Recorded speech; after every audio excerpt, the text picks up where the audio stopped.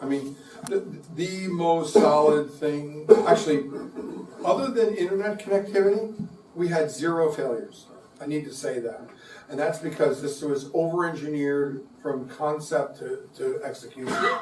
I mean, no doubt about it. I mean, now, we're going to talk about how we got there, because that's another thing. First of all, any more questions? Okay, so I'm just trying to give you a flavor for what kind of equipment went where. And, yeah, okay, so this was edited afterwards. So, in the medical control center, or the race control center, we had the M3 rocket, the sector antenna that Randy provided. We had an Ethernet hub, we had 2 Grandstream phones.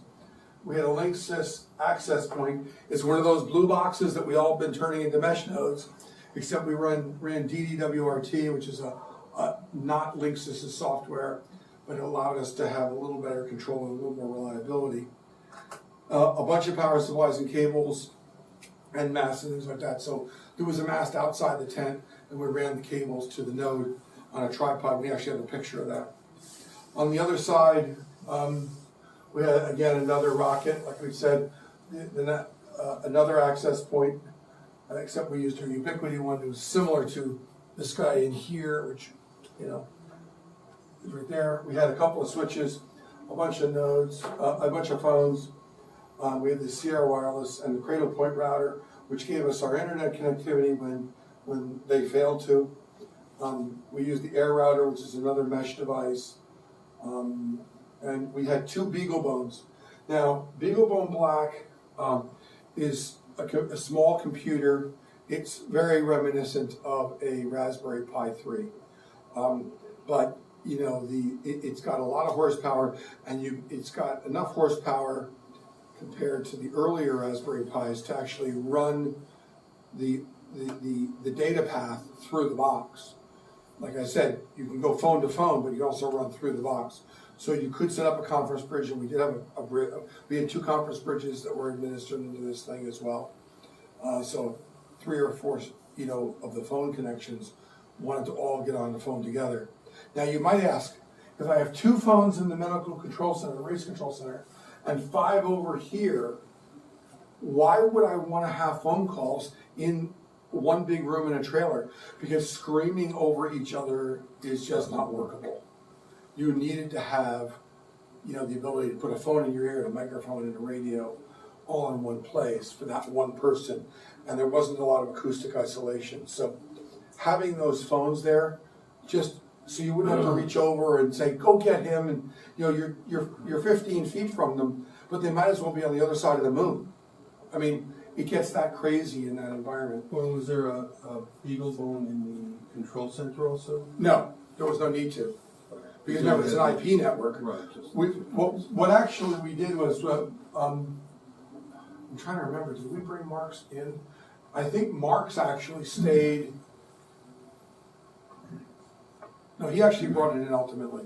We actually were contemplating putting it in his vehicle, but we actually brought it in, put it on a separate power source, and not just a separate power source, but also everything was battery backed up, and you know, this whole mess was battery backed up.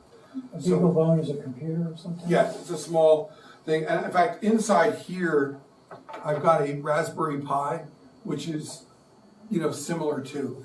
Now, in Mark's case, and we didn't use it for the marathon, but he actually has a hardware interface so he can do radio over IP. One thing neat about the Asterisk All-Star software is that you can actually use it for Echolink. You can use it for a PBX like this. You can use it as a repeater controller, and you can use it to network repeaters together. You can also use it as a remote base. So Mark at his house, for instance, I think it's sometimes on the mesh too, which is kind of fun to use. You can actually dial it up, listen on a particular frequency, and when you want to transmit, you hit a touch tone on your phone, and now you're talking. And when you want to receive, I think you hit pound, and it puts you back in receive mode. So it's not a toggle; it's 2 different keys. But he's got the ability for you to control a radio, over an IP network. So radio over IP. So it's pretty nifty. Gordon, one other question. Yeah. What kind of speed do you get, on the mesh side of the network, or over the? We on were the getting about 70 megabits on that path, which was pretty amazing. Up and down, the same. Pardon? Up and down load? Or Yeah, it was peer to peer. Yeah. Yeah, I mean, between the, to answer your question, on this 500-yard RF hop, Right. that was northbound of 70 megabits at the time. Was that a 5 meg? Oh no, that was 20. Bandwidth? That was 20, okay. Oh yeah. Yeah, we did, as I say, run a parallel 900 megs and 2.4 link, but we never plugged them into the network. What I did was I actually tested them on Saturday and actually made it go away come Sunday because it just didn't make sense. And if we needed it, we could have just literally stood it up and plugged it in. But I did not want anything that we didn't absolutely need in place until so I waited till after the critical runners were through. And I did bring it up a little bit on Sunday afternoon because you get a little bored. And so you start playing. But I actually ran a loop, and I could ping the 900 node, I could ping the 2.4, and if I wanted to, I could route around through. And that was kind of fun to mess with. It was just essentially a big extended loop back game. So you exceeded your cellular backup connection. How did it compare to the internet? So the cellular backup, the cellular was a different problem. So we had two things. Number one, as we expected, we knew that the cellular connection was going to be compromised by the public. Right. And we fully expected that. And we went forward with it anyway because we wanted to know what the magnitude and the duration of that impairment would be. I had both personal, i.e. ham radio, and professional reasons for wanting to know that number, as I'm sure you can imagine. Most of you guys know that I do outage analysis for AT&T, so I've been playing with electromagnetic compatibility, of which wireless is a major chunk. So I had a professional reason. But at 900 and 2.4, it was fascinating to see how that was playing too. But again, during critical times, I did not have that even powered up because I just didn't dare. I couldn't bear the thought that I would compromise our network in any way. In fact, I still kept it isolated. I literally unplugged my laptop and went somewhere else, powered them up, and then went back. But that's a good question. Any other questions? Let me just go back to this. Over this? Okay. Oh, I did want to say, so just a reflection, the red and the orange are the two administrative paths between the two PBXs. Mine is orange and Mark's is red. And so line 1, I think, was set to Mark's PBX, and line 2 was set to my PBX for everybody's phone. And through that green trunk, as I said before, if you dialed on one, the other's PBX would reflect that call, and so both your lines would ring if they were available. So this is just some of the people who got involved on race day itself. It was Gordon and Mark and 2MH and Dave and 3UXK. However, there was more to this. To get this to work and to be reliable and to make it brain dead simple, we didn't talk much about how the logistics were, but we drove into Central Park on Saturday, but could not drive into Central Park on Sunday. Although my car was actually in a secure parking area, I did not pay for parking for the duration of the marathon. But I couldn't move the car until dark on Sunday. But there's Mark and there's Hillary, and God, I forget Hillary's call, but she's a member of the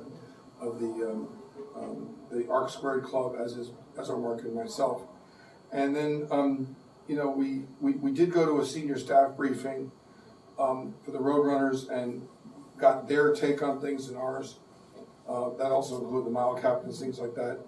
And that's actually, we got a hint that we would have to provide Wi-Fi access in the race control center.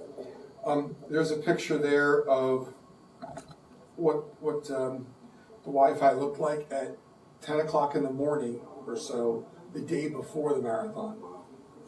And that's just sitting there with my phone standing there, outside the trailer. I went, oh, this is not good. And 5G was working. Pardon? A lot of QRF. Yes. But then we also went to Mark's house for another one of these dry run sessions. And Randy, God bless you, Randy, for coming. Randy and Mark and I did a final run through of everything. This is literally where we're, sorting out the realities of things like, how many IP addresses, a node can put out, how we're going to route cables. I mean, we had a table for each operating position or set of operating positions. How are we going to run this or that? We did make a decision. These phones will run on 5 volts. They'll also run on PoE. The problem with PoE is power over Ethernet. And the problem with power over Ethernet is it's all well and good. Pick one answer, PoE. In the real commercial world and the telephone world, PoE is minus 48 volts. In the telephone world, it's minus 48 volts. In the IT world, it's plus 48 volts. In Ubiquity's world, it's 24 volts. In the ham's world, it's 12 volts. What could possibly go wrong? By the way, I've got 2 air routers at home that I bought used for like $10 a piece. That was the good news. The bad news was that who would have thought that they used a 5-volt PoE injector, and I used my 24-volt Ubiquity PoE injector and smoked not 1 but 2. I've since thrown them out. Yes, that was one of my proud moments of stupidity in the last year. Yes, sir. We're looking at that small device. What is that? All right, so yeah, we're going to talk about that. So what we did was we took all of our phones, Randy's. I mentioned Dave N3UXK as well. Dave, Randy, I don't think Rick ended up donating any phones to this, and I all had Grandstream phones, all identical. That way we'd be right dead simple. And we gave them all a power pole treatment. Well, this is 12 volts. I mentioned these run on 5 volts. So that little board that you see is what happens when you open it up and you stick a board in there that takes your 12 volts and makes it 5 volts. They're about $4 or $5 a piece. You buy them in cards, and you really snap them off for each other, and they're adjustable. They make both adjustable ones and fixed ones. I think that one's an adjustable. So if you look carefully, that's the trim pot right here. So you can crank the voltage to whatever you need it to be. So that's what we did. In fact, I remember texting Randy, would you mind if we make yours look like this? And I literally sent him this picture. And he goes, I guess. I could smell the burning solder. You got them all back and they all work. And they all work perfect. Yeah, yeah. So, but I have to emphasize, over-engineering and over-testing, and right down to who's going to plug into what. I mean, we had cardboard boxes that were each station or pairs of stations. They say, you put this on this desk and you set it up. And then we'll run a cable over here. And then you put this box on that desk, set it up. And of course we got there and they changed. But, it made it more manageable. It really did. So on Saturday, we had some interesting scenes here. So this is after setup. It is probably 3 in the afternoon, I'm going to say. And there's Mike Huft, K2MPH, and Deb, KC2GPV. And then there was a picture of Mike and me, and then Dave Henninger. Dave, he's in front of the race control center. Harvey W2S. You guys probably know Harvey. from Morris County OEM. WS2Q. WS2Q, I'm sorry. Did I just see W2S? I did. That's Randy. Sorry, WS2Q. He and his married band showed up on Sunday morning, and we had no advance notice of what they actually wanted, but we did our best, and then we had to readjust on Sunday morning at, dark 30. But there you can see the tripod, and there's a picture of the sector antenna right here at the top. You can see it right there. There's the sector antenna. I mentioned it's like 2.5 feet tall and weighs about 15 pounds. So we need to make sure this didn't come down and hit somebody in the head. There's another picture of the finish line. This is a finish line a few minutes before, actually in the morning, but a few minutes before the start. So everybody's still in Staten Island, and there's relative peace here in Central Park. But you can see how it all of a sudden got bigger. I don't know if you look onto the left side of the picture, you'll notice that there's stacks and stacks of supplies. There are ridiculous numbers of participants in this event. And that banner will probably say, congratulations, you finished, you're the best, all that good, happy nonsense to congratulate someone who's beaten themselves up for 26 miles and 384 yards. But, our biggest problem with getting across here, post-finish line, even at any time during the race, was not the horde of runners, it was the forklifts that were constantly moving material around. There's Harvey and his merry band, and that's the other side of the wall. If you look right across the top of them, the tripod is right outside there. And so you can see rig runners and phones and power supplies, and Harvey not mugging for the camera, but his team did. And then there's also a picture on the far side. That's highly magnified, but that's about 500 yards away from, I think, my camera phone, here. And that's what it looked like from the trailer.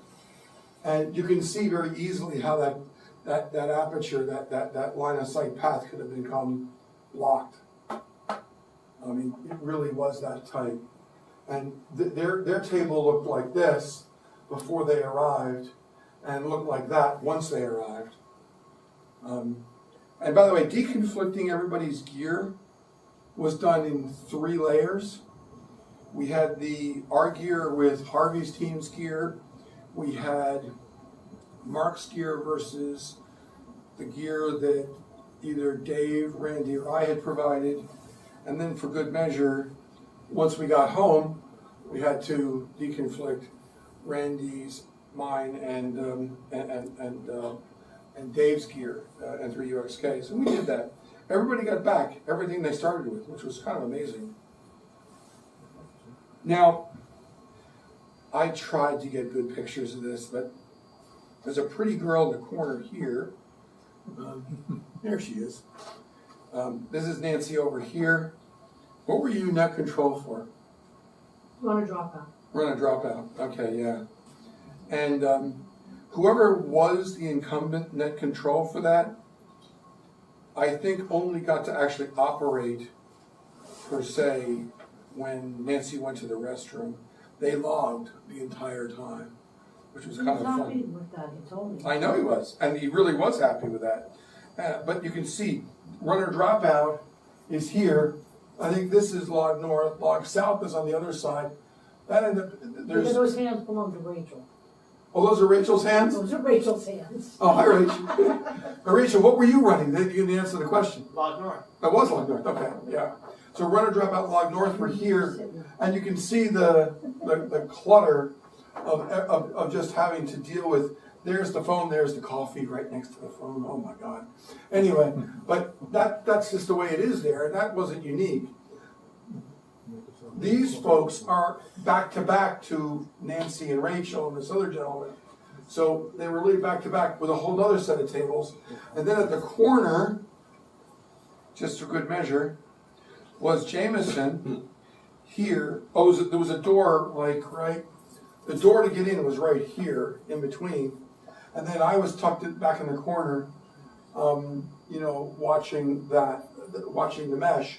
We also had APRS running. That was the other. I left it out of this because this talk, but we actually did APRS, and so there were 3 levels of APRS. Right, so Jameson's doing DMR. DMR, yeah, And right behind Jameson is where I was sitting. right. So if I got up, I bumped into Jameson. If Jameson got up, he bumped into me. That's the back of Rachel's chair, right there. We were really close.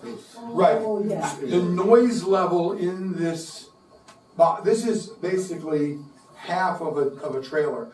We used to have the whole trailer, but someone decided that, quote, security needed the other half. All we heard from the other side was laughter and mayhem.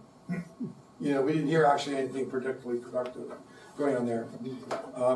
But we also did APRS monitoring. We did it 2 ways, and we actually are doing some analytics on it. But one is by putting APRS clients on cellular devices, and that gave us 1 set of footprints, and the other one was over-the-air APRS devices.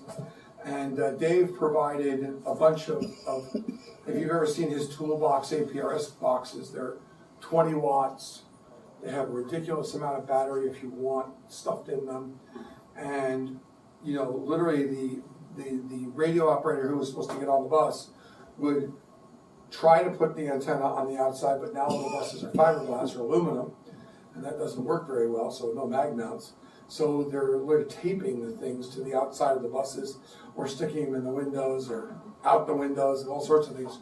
But we have a nice data set, and since APRS-FI has things living, you know, you can collect that telemetry and regather it later, you know, for years. I mean, I can recover APRS tracks from my vacations for the last couple of years, which is hilarious. APRS is what? Amateur packet reporting system, or actually position, And the function, amateur position reporting system, and the function is?